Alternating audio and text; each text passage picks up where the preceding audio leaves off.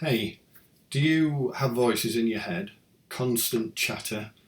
Have you actually noticed that you've got constant chatter?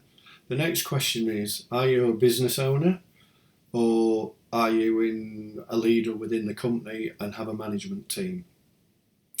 If that's the case, interestingly enough, think about your team. If you've got constant chatter in your head, then so is your team. So what effect does that constant chatter have on you? And what does it have on your team? So interesting enough, I've been doing a lot of work around this area and I help others in that work. My name's Stephen Bones, by the way.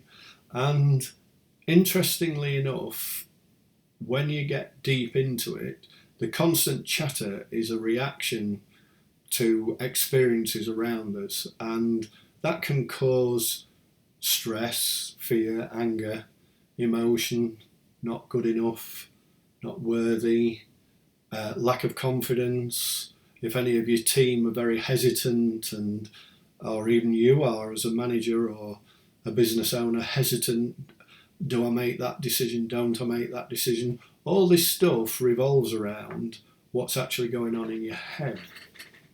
And that goes back to experiences that we've had through our life, and that's because those experiences are basically down in our system and we've buried those feelings. And to give you an idea, perhaps you men will relate to this and you ladies will relate to it as well, knowing how men react, is that when we well up to cry, we push it back down. That feeling starts and woo, get back down there, I don't want to look.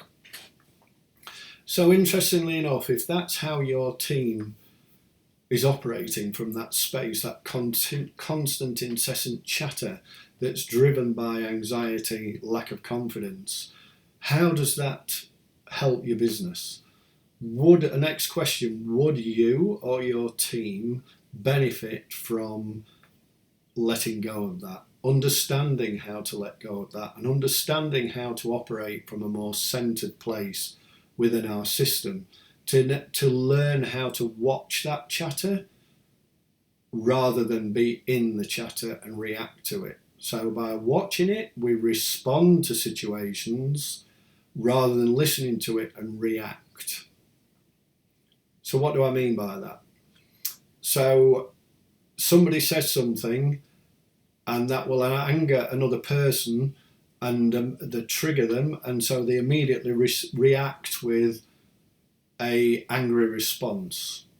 When you learn to be able to look at that chatter, that emotion gets triggered, as we call it, and the anger wells, whereas the centre person will be able to step away from that, watch it arise, but not react.